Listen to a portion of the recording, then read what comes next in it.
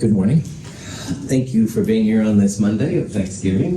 You certainly didn't have to, but it's very cool, and I'll try to make it worth your while. As we talked about last week, nothing is going on this week except for this lecture. So this 9 a.m. lecture is all you have to deal with. We do not have a lab this afternoon. There won't be lectures on Wednesday or Friday. Mount Hood is totally closed Wednesday through Friday for Thanksgiving, so it should be pretty chill. Next week, Monday, which is December the 1st, we'll have lab again. And at that time, we will first, you'll turn in problem set number 6. We'll take seminar self-quiz 6, followed by actual quiz 6, the last quizzes. And then we'll go next door and do the net ionics lab. And today I'm going to try to get you as ready for the net ionics lab as I can. So as a review as to what we've been doing, we've been looking at types of reactions. And when chemists see all of the reactions out there, there's of course lots of little variations, but a lot of them fit into one of 5 different categories, 3 of which we've seen already. So the first one we spent a lot of time with was the precipitation reaction. In a precipitation reaction, you have 2 compounds, AX and BY. And A and B are the cations, and X and Y are the anions. And what they do is the cations trade places with each other, or the anions, doesn't matter. And you end up on the other side then with AY and BX. And remember, in my chemistry world, it's all about positives and negatives coming together. So that's why A dances with Y and not B, that kind of stuff. But anyway, in a precipitation reaction, one of the compounds is a precipitate. It's a solid that forms. And you can use the solubility guide that we talked about in order to predict which one of them is a solid. So like we talked about how nitrates are always AQ, things with sodium are always AQ, but there were several examples of compounds that are made that are solids. And you could go from there. Now another one we looked at more on Friday than anything else was the acid-base reaction. And acid-base reaction is also one of these exchange reactions where the cations, the positive parts, are trading places. Now an acid always has an H listed first, or it should. Acetic acid is the one notable exception. And a base is a metal hydroxide, so I'll just list it as M for right now. And like before, the positive parts will shift places. On the other side, you have H and OH together, which is H2O. And H2O, a liquid, is something we'll see when the acid base forms.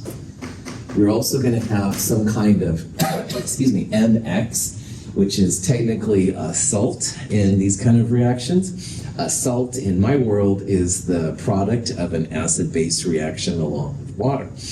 Now we're used to sodium chloride being salt, table salt, which it is, definitely.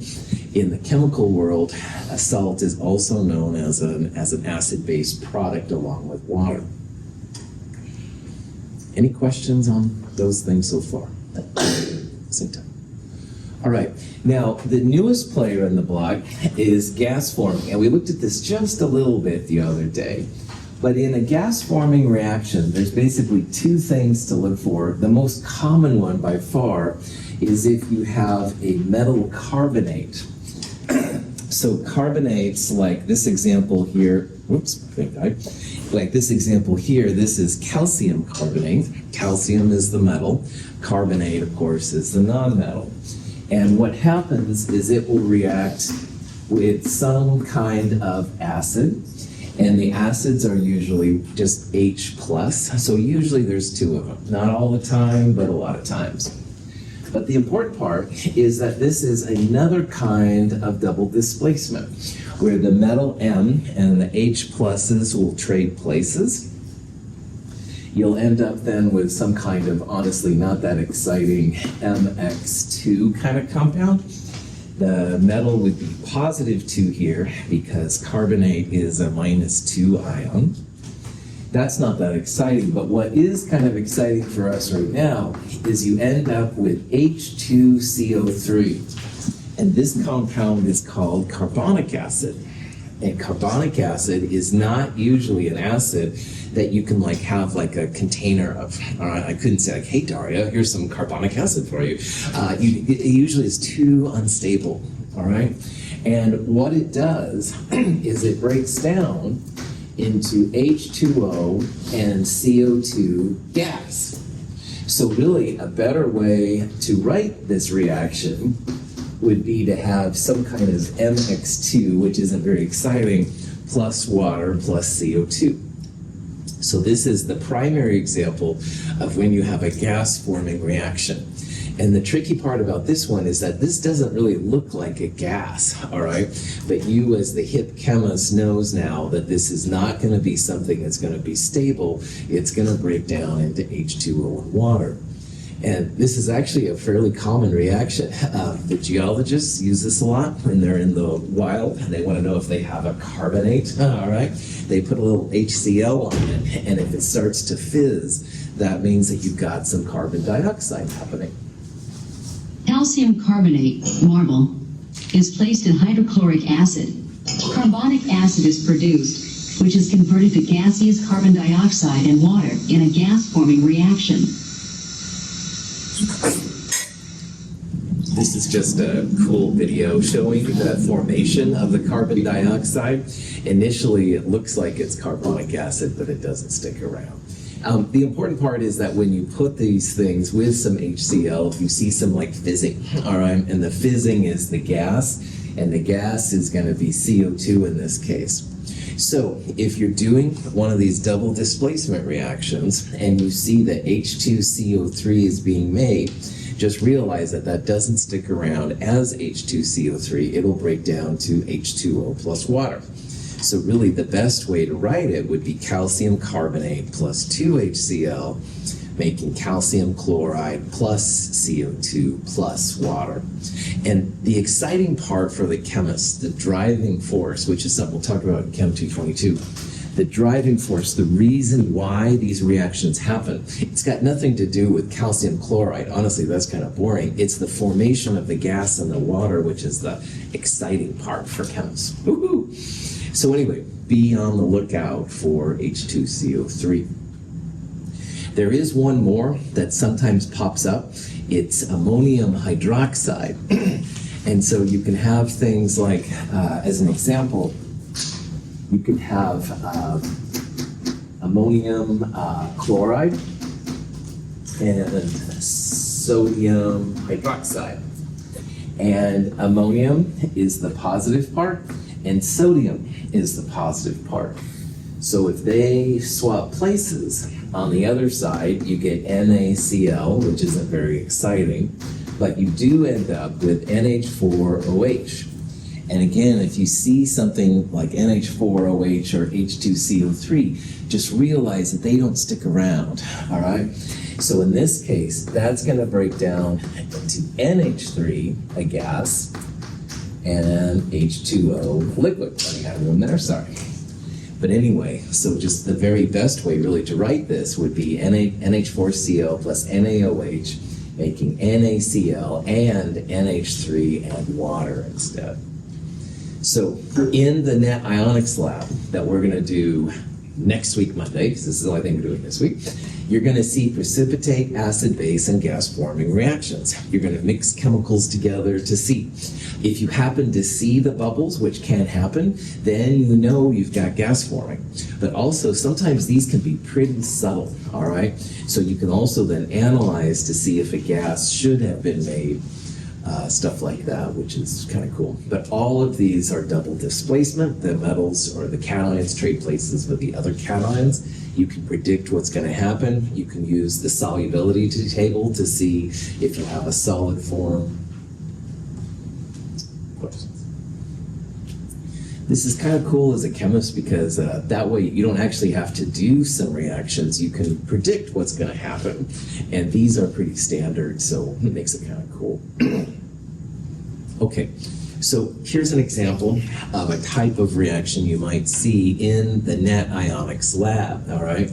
And it says, which equation represents the balanced net ionic reaction for magnesium carbonate and nitric acid? So let me erase this part up here. So first of all, you have to know the formulas for the names that you're seeing. And magnesium carbonate, magnesium is a positive 2 metal. It's in group 2A, so everything in that group is positive 2. And like we talked about earlier, carbonate is a -2 polyatomic ion. So they come together as MgCO3. And that's reacting here with nitric acid, HNO3, all right? So HNO3 is nitric acid, magnesium carbonate, MgCO3. And then, oops, there we go. And then what you want to do to figure out what the products are is you want to flip the positive parts. You want to flip the cations. So magnesium and the H plus are going to trade places with each other. Now here's what's kind of, you have to remember, this is positive 2 and nitrate is -1. And in all these kind of reactions, the charges don't change. So you're going to have magnesium positive 2 and nitrate, which is -1. So you need 2 of those to balance the positive 2 magnesium. And then on the other side, you're also going to have carbonate, which is -2, and H plus, which is +1. So you're going to need 2 +1 H's for every 1 carbon. Okay. Any questions where I got any of those formulas? All right. Now, got to balance it. All right. 1 carbonate, no problem. 1 magnesium, no problem. But you can probably see there are 2 nitrates and 2 HNO3 and 2 H's, all right? So when you're balancing a reaction, you don't change the subscripts, the small numbers, but you can absolutely change the coefficients, the stoichiometric coefficients, the big numbers that go in front. So if you put a 2 right there, that's going to make this reaction balance, because now you've got 2 nitrates, and you've got 2 H's and H2CO3, so the 2 H's then balance out right there. Cool. Now, we need to clean this reaction up a little bit, though. Is H2CO3 something that sticks around in a reaction? No, right on. H2CO3 is one of the things you've really got to pay attention to. It doesn't stick around. It's an intermediate, if you will, and it goes down to further break into H2O plus CO2. So what I'm going to do here is I'm going to erase the H2CO3, and I'm going to put H2O and CO2. And H2O is the one liquid we're going to see in this particular kind of reaction. CO2 is a gas. So we're going to replace H2CO3 with the actual chemical species that we end up with. Now, the other thing we need to do here to really finalize this is we should put states of matter. Because if we're looking in this example for a net ionic equation, we want to kill all the spectator ions that might be running around, the aqueous pieces. So if you look back in the solubility table, anything with a nitrate is going to be aqueous. So it can be nitrate, all right? And you may not know what that part is, but you hear nitrate. Nitrate means AQ. Same thing for sodium, lithium, potassium, rubidium, all these kind of things. They're all going to be AQ, all right? So the only one here we're not as certain about, but that would be magnesium carbonate. Now, if carbonate was with H plus, like H2CO3, definitely AQ. If it was with sodium, it would be. But magnesium is an alkaline earth metal. And alkaline earth metals, group 2A, are different than alkali metals, group 1A. So only the alkali metals, group 1A, will make aqueous. This one's actually a solid. Magnesium carbonate here would be a solid. You can look back on the table. Most carbonates are insoluble unless they're with ammonium or alkali metals. But magnesium is an alkaline earth metal, so that's why it's a solid. So anyway, the punchline is that answer A would be the balanced molecular reaction. but it's not the net ionic reaction.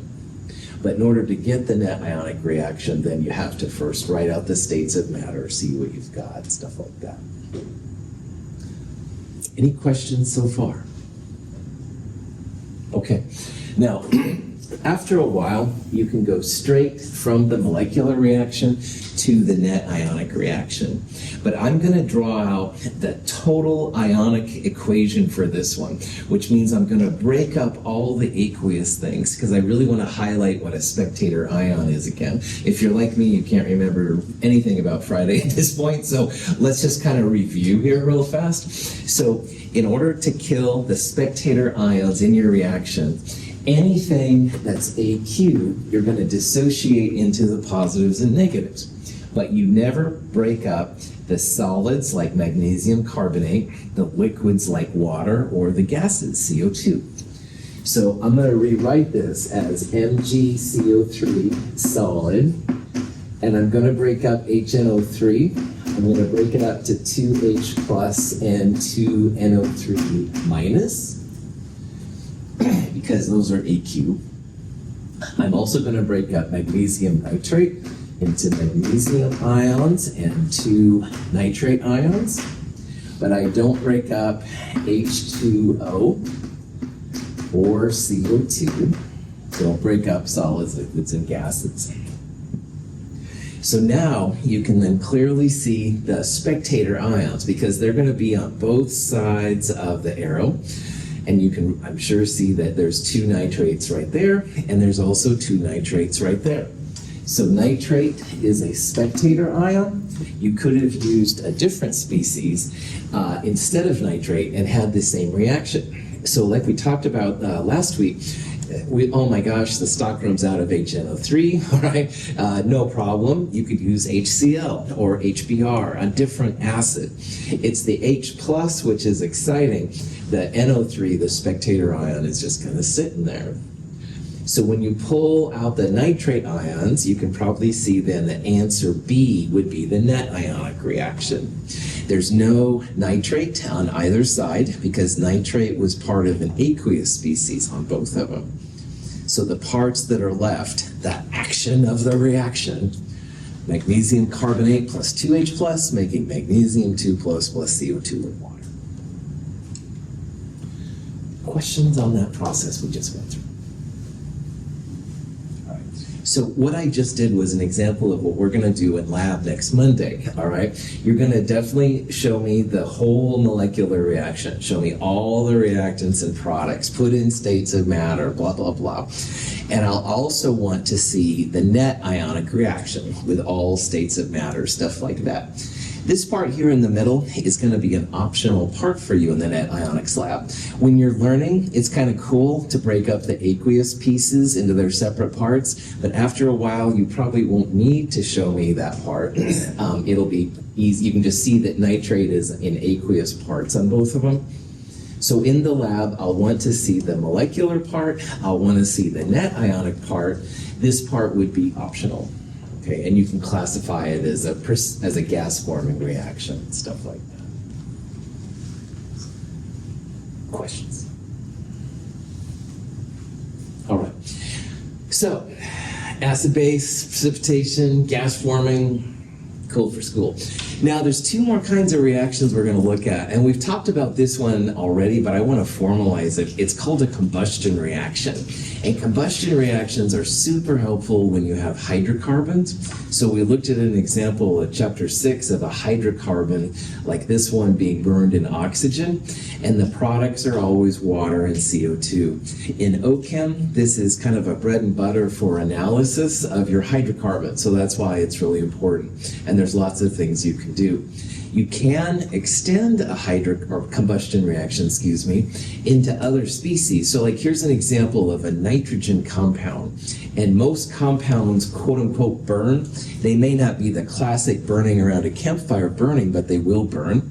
Nitrogen turns into nitrogen dioxide. And so that would be one of the products in this particular case. You can actually have combustion reactions with iron. and iron makes iron 3 oxide, rust and stuff at the end. So there's always like some energy low point that happens that you turn the elements into when you burn it. And there's a lot of cool analysis things that can be done with these reactions. We looked at an example of a boron compound in chapter 6.2 that was being quote unquote burned. It went to B2O3, a boric oxide. So it's just something that helps chemists and stuff to figure it out.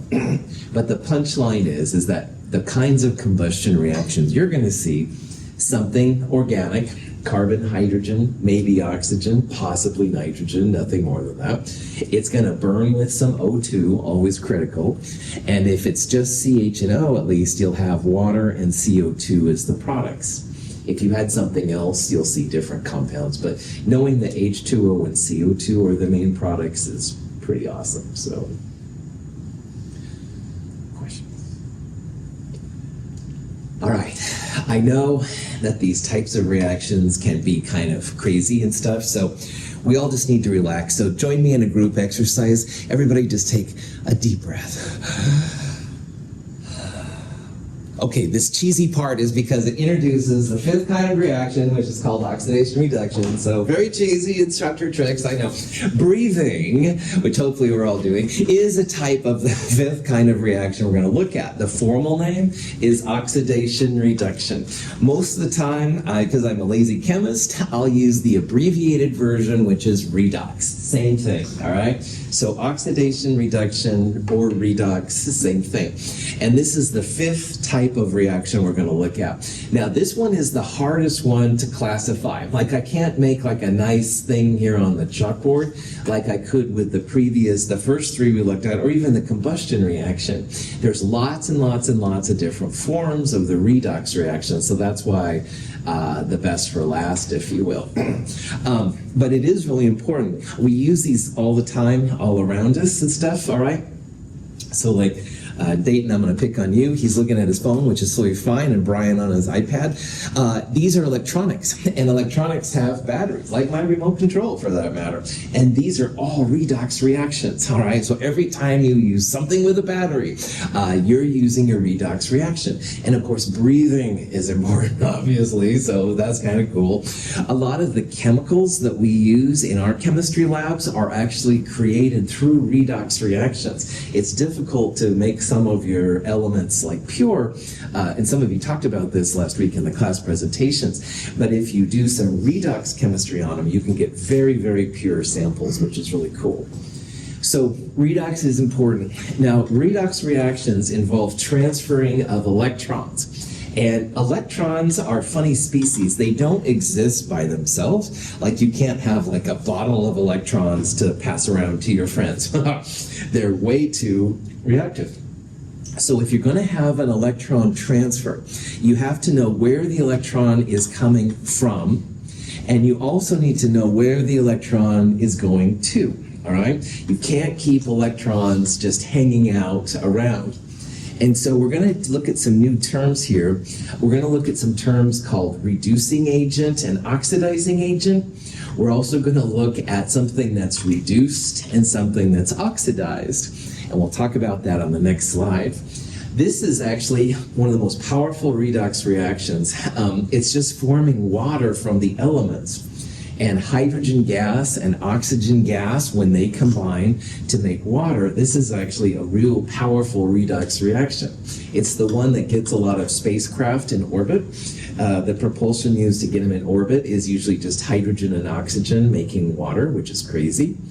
This is another example down here. On the left-hand side, we have potassium permanganate, which is a purple solution, and we have an iron solution. And you can see how there's a lot of color change. Purple solution is aqueous potassium permanganate. The colorless solution contains iron 2+ ions. When we combine them, a redox reaction occurs. The permanganate ion is reduced to manganese 2+, and the iron is oxidized to iron 3+ ion. Redox reactions are usually very obvious. All right, some very cool things happen. So when you make water, there's tons of energy that comes out, as well as, of course, getting the H2O. In this case, your purple solution is completely gone, and you have kind of an off yellow iron 3+ kind of color sometimes is there. So usually redox reactions are very, very obvious when they occur. Okay, so in order to understand, like I said, a redox reaction, we have to know where electrons are coming from and where the electrons are going to. So bear with me here, but I'm going to introduce you to my friend, Leo the lion. And Leo says, grrr. And yes, I know, I'm probably delirious at this point because it's almost Thanksgiving. However, Leo the lion saying grrr is actually going to be maybe very helpful to you because it's a nice way to understand the terms that are used in this crazy field. Now, you have to remember that redox reactions are used in batteries and used in automotive fields and stuff like that. So chemists will talk about things that are oxidized and things that are reduced. So the Leo part of Leo the lion stands for lose electrons oxidized. So this reaction right here, zinc metal is losing 2 electrons to become zinc 2+. Zinc metal here is oxidized. So when an element loses electrons, i.e. when there's like electrons as products potentially, that means that that species has been oxidized. Now, oxidized is always relative to the reactant. You don't look at the products because they'll get confused. So look at the reactant. Zinc is being oxidized. Now, so that means that zinc would be the source of electrons. Zinc's going to give off 2 electrons. Something must absorb those electrons. So as an example here, copper 2+ is great about taking those 2 electrons from the zinc to make copper metal. So copper 2+ is gaining electrons, the grr part of my Leo expression. Copper 2+ is being reduced.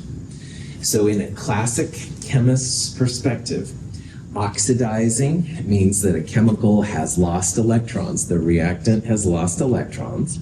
And reduced means that the reactant has gained electrons. But here's the frustrating part. A lot of the people that work with automotive things and things like that, a lot of times they will talk about oxidized and reduced in terms of an agent. And this is really frustrating, and remember, I'm just the messenger here. I did certainly not make these rules. Something that's oxidized, something that's losing electrons, is allowing something else like copper to gain electrons.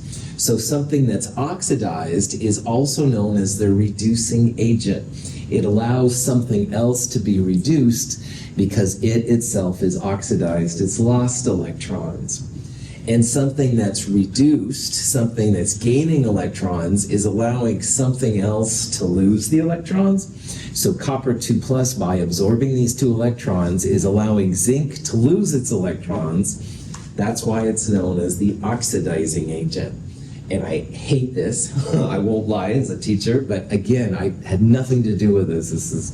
So anyway, in your own mind, just know that something that's oxidized is also the reducing agent, and something that's reduced is also the oxidizing agent.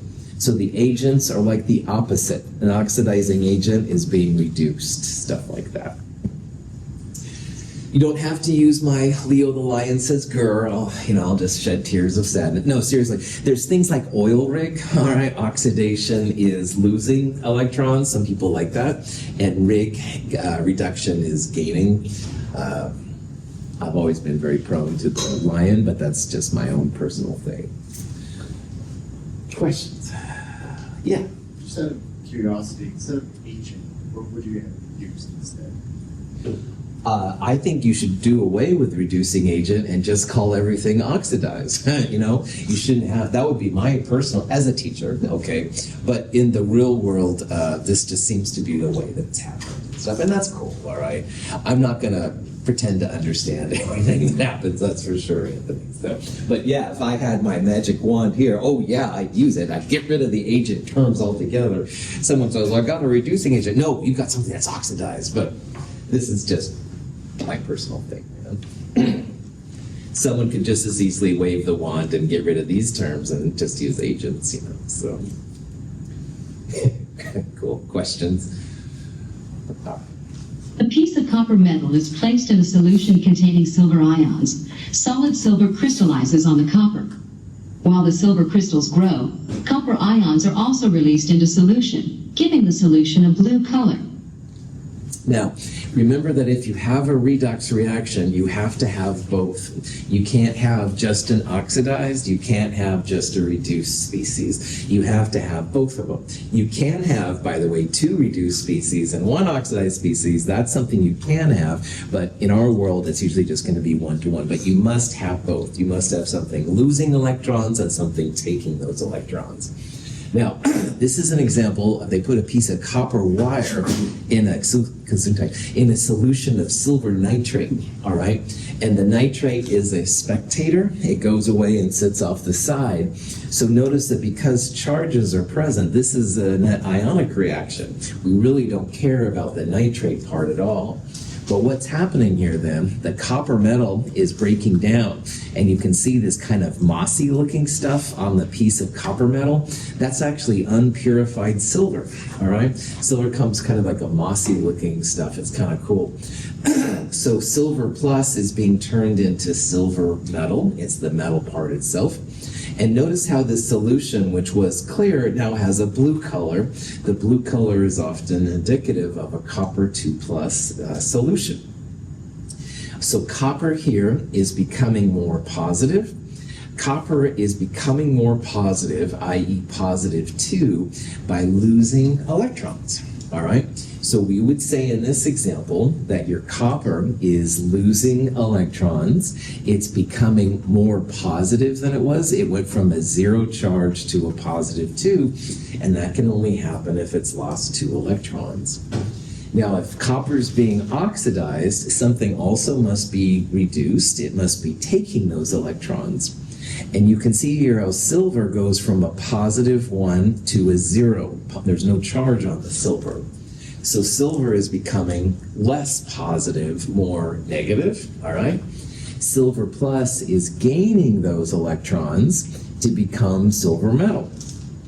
And because it's positive 1 to 0 and 0 to positive 2, we need 2 silver pluses that will make 2 silver metals because those electrons must be kind of taken care of.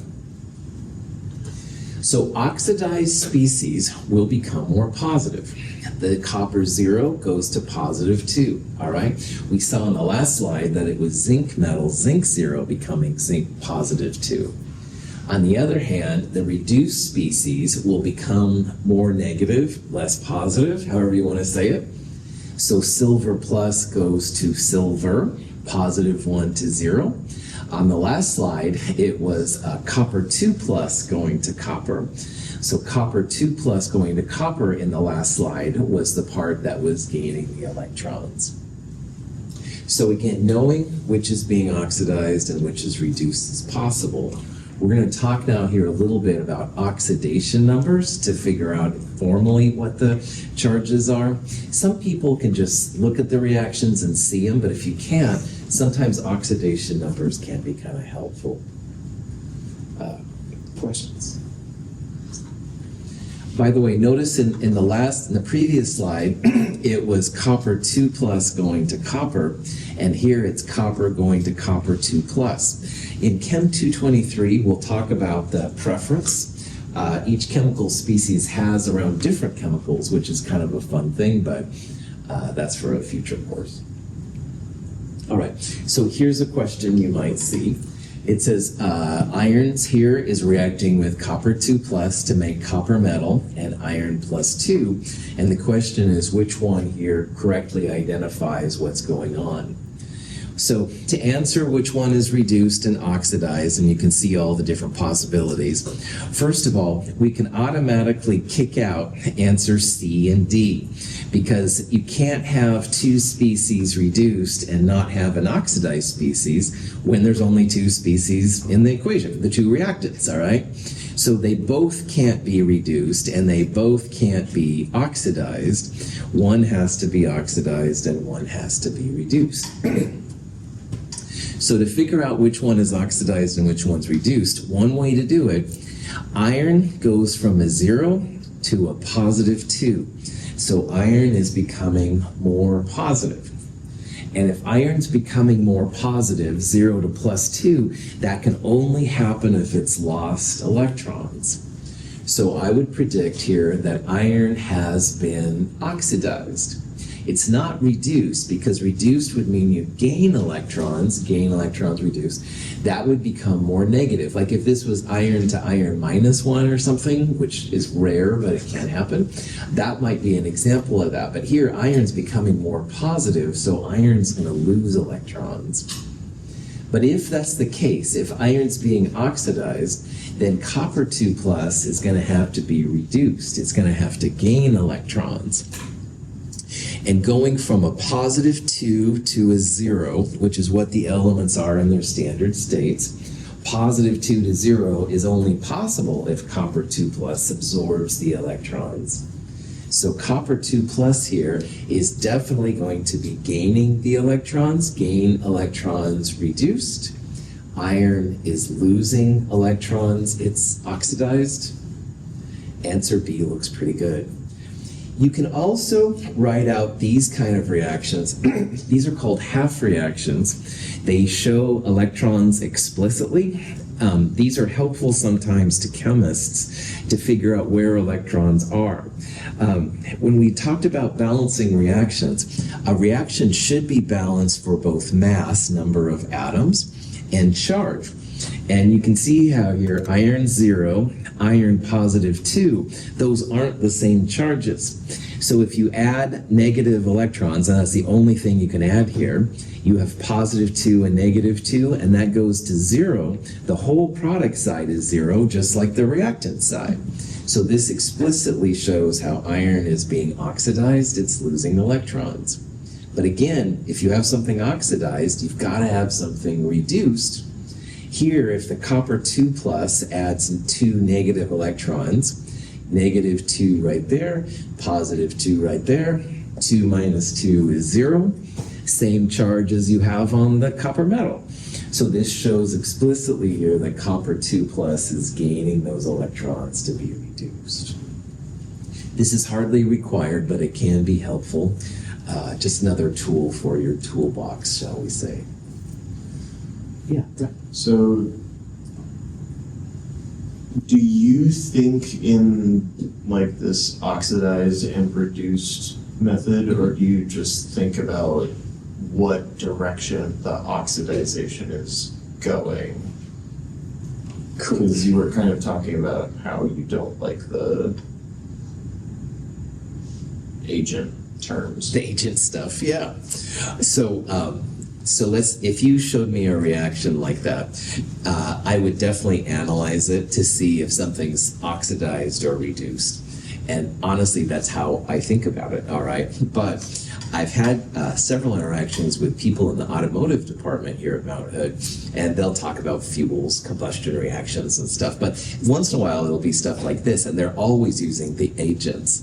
So I can translate, in my mind, Brian, which one it is and stuff to figure out, to communicate with them better and stuff.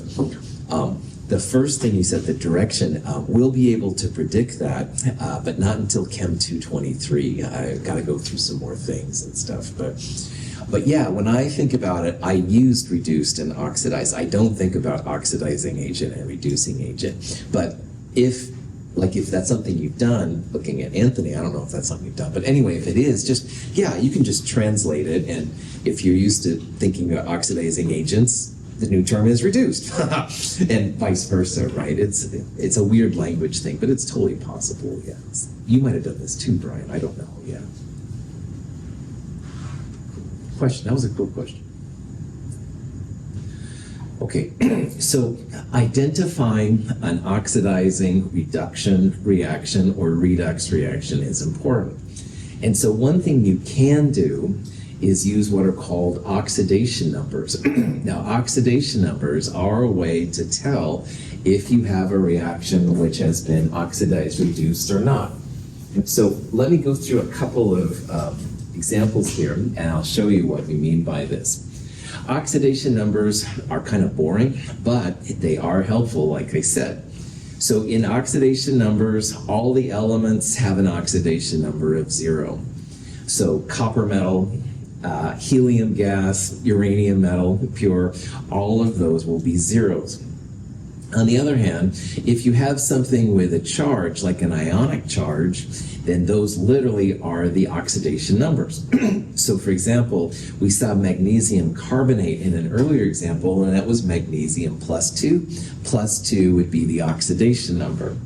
And if you had, sodium chloride, chloride is -1, so chloride would have an oxidation number of -1. And then these rules will help because oftentimes you'll see fluorine, oxygen, and hydrogen. Fluorine in a compound is always -1, oxygen is almost always -2, and hydrogen's almost always +1.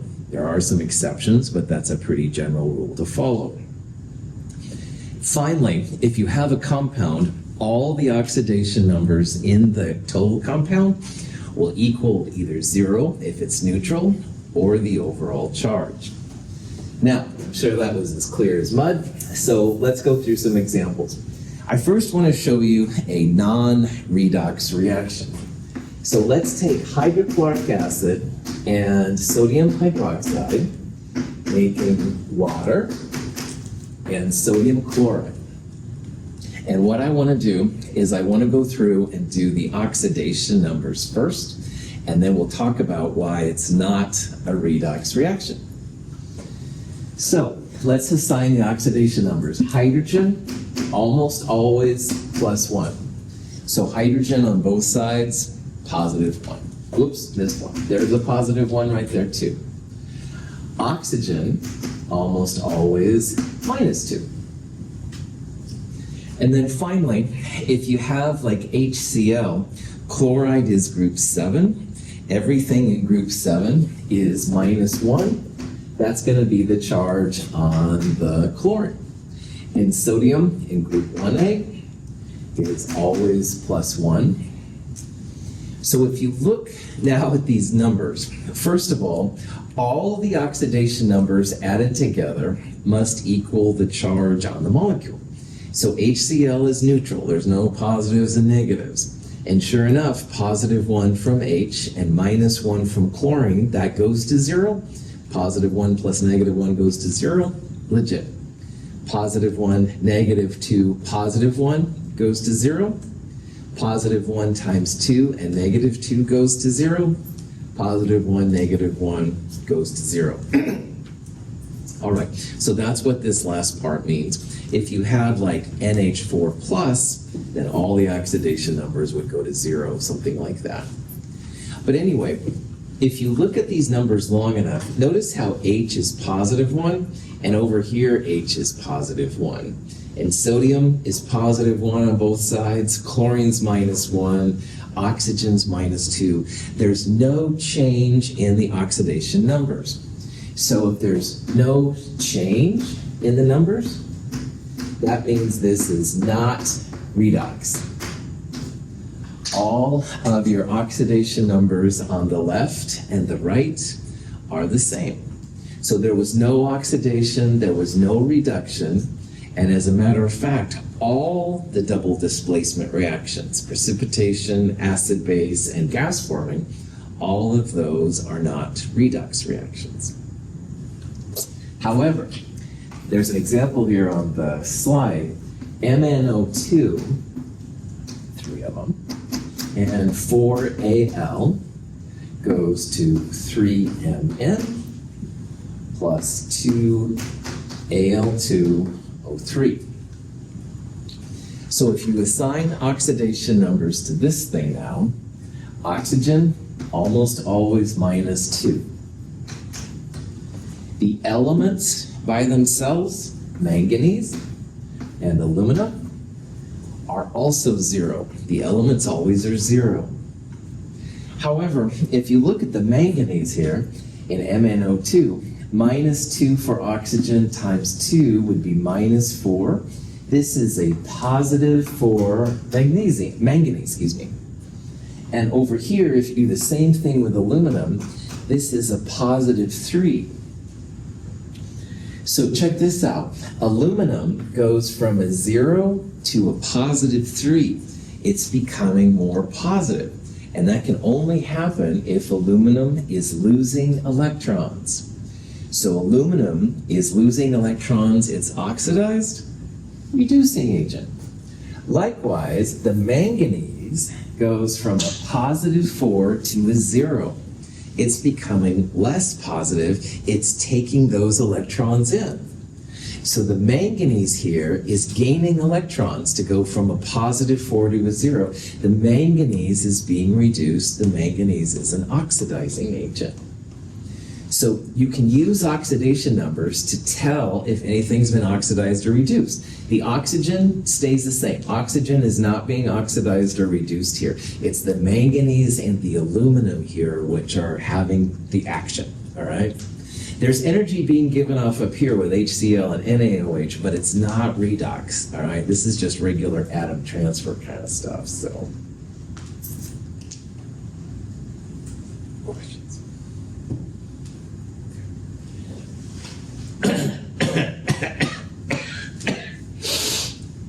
All the double displacement reactions are not redox reactions. Okay, here's some more examples. Let's find the oxidation numbers of H2S, the hydrogen and the sulfur in H2S. Now, H2S is neutral. There's no charge. So what that means is that oxidation numbers of the two hydrogens plus the sulfur will equal 0. Now, hydrogen, like I said, is almost always +1, all right? So two hydrogens at +1, we don't know the sulfur, and there's one of them, so we'll call it 1x. All of that equals 0, the charge on the H2S. So 0 equals 2 plus x, x solves to -2. This sulfur is -2. And honestly, that's kind of what we would expect because group 6A's are usually 6 minus 8 minus 2, so that's not too big of a surprise. However, let's look now at the sulfur in sulfite. Now, sulfite is a polyatomic ion. Sulfur is a weird one here, but again, oxygen almost always -2. Now up here, we let everything equal to 0 because H2S is neutral. Here, we're going to let everything equals -2 because we have a charge on it. So -2, the charge on the polyatomic, equals x, sulfur 1x, which we don't know, and oxygen, there's 3 of them, and they're each -2. So -2 equals x minus 6. Put the -6 on the other side, it becomes +6, 6 minus 2. This sulfur is a +4, all right? And that's not what we would expect from the ionic charge. Most of the time, the ionic charges are with hydrogen or sodium or something like that. But in polyatomic ions, that central atom will be all over the place. So in this case, we have a +4 sulfur. Up here, we had a -2 sulfur. These will help you then to determine where the electrons are coming from, where they're going to, stuff like that. Any questions? How we got? Now, oxidation numbers can get pretty wild sometimes, but honestly, we're just going to look at simple examples. And remember, hydrogen's +1, oxygen's -2, fluorine, if you see it, will be -1. And again, all of the charges together will equal the charge if there is one on the compound. So H2S didn't have a charge, we let it all equal to 0. Sulfite has a -2, so we let everything equal -2. Atoms in hydrogen fluoride have oxidation numbers of +1 and -1 respectively. These are the charges the atoms would have if the bond were completely ionic. The oxidation numbers on the atoms of the perchlorate ion indicate the charges they would have if the transfer of electrons were complete. Such complete transfer, however, does not occur in reality. These would be cool examples to test yourself on to see if you get it. Most of the time, things are pretty chill. H is going to be +1, F -1. That's not too crazy. The central atom of polyatomics will be all over the place, all right? So here's chlorine. We would expect chlorine to be -1 because it's a halogen in group 7, but in this polyatomic ion, as you can see, it ends up being +7. And like they said in the video, if you'd extract all the atoms with their charges, you'd end up with a +7 chlorine. But I've never heard of anybody having a +7 chlorine away from oxygen, all right? So these are kind of artificial, but they do allow then chemists to see then how electrons are being transferred, stuff like that. Questions? Okay, so a couple of final hints here real fast. If you see an element going to a compound or a compound turning to an element, redox, all right? Another way that Ryan mentioned last week sometime is what they call a single replacement. And single replacement we'll talk more on Monday, but if you have one element replacing the atom of another, this is another way to tell that you have redox, definitely. But I'm out of time. Thank you so much for being here. Have a great Thanksgiving. I will see you next week, Monday. No lab this afternoon, stuff like that. Have a great day.